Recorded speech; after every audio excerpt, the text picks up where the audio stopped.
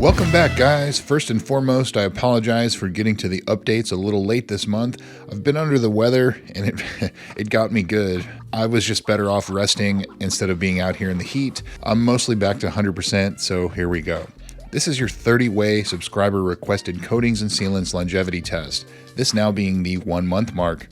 Really like the 1.5 month mark. If you would like to support the channel, ways to do so are on your screen here. We'll make sure we keep things unsponsored and free of any outside influence. The last 30 days weather, which is also the lifetime weather at this point, is on your screen here. Now we're going to foam this hood down using Chemical Guys Honeydew Snow Foam, rinse it, foam it again, wash it, and then of course rinse everything off to inspect the hydrophobic properties before we dry everything. If you've got a minute, hit the like button, subscribe if you haven't already, as it really helps the algorithm out so other people get to see these videos.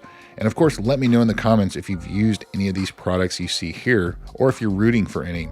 As always, if there is a product that you want to see tested, let me know also in the comments. Make sure you take a look at my master spreadsheet in the video description to make sure I haven't already tested it first before asking, because I do see a lot of that. So with that out of the way, let's see how things are getting on. Jumping right into it, Malco Cherry Flash, that's the cheap dealership type of sealant. It's still hanging in there, but it's not looking great. 30 days, 4 washes. Wow. Simonized Diamond Plate, looking great. Tech 585 Graphene, inexpensive graphene coating, still looks great. Kamikaze ISM Coat 2.0, also good. Black Rhino Advanced, looking good. Proji Ceramic, looking pretty weak. I don't know, would you call that one failed? It's really close.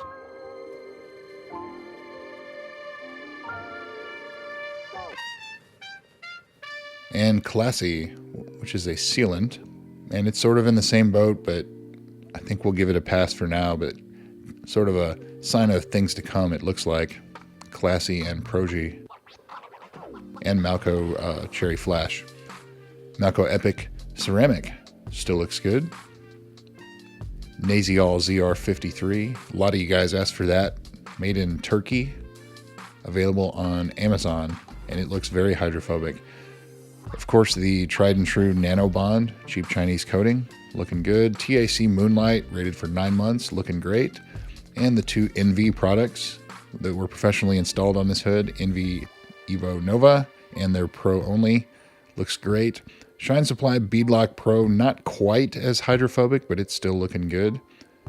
Sonex Hybrid Tech Wax, even less so. Blackfire Pro Black Edition looks good, and Oberk Defense Gel, rated for 3 to 6 months. It's not quite like it was on day 1. Glossit Graphene DIY looks hydrophobic. Geon, all 3 products here. Geon Pure Evo looks very hydrophobic.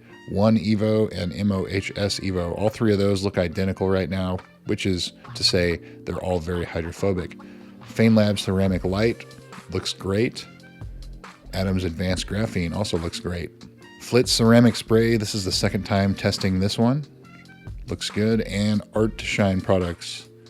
Icon, Hybrid Coat, Nano Graphene, BX, and their Detailer all look very hydrophobic.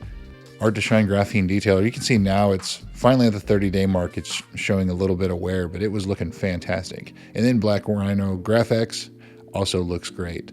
So here we go, 30 days, and we don't have any failure. I think this may be a first. We have several that are very close, but I think this is the first test where we've had nothing fail within the first month.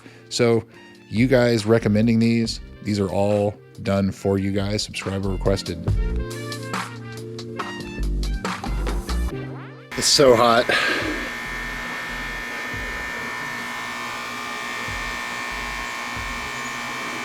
It's so hot. So thanks again for watching. Be sure to check the spreadsheet, and of course comment down below if you've used any of these or rooting for any. Thanks again for watching. See you soon.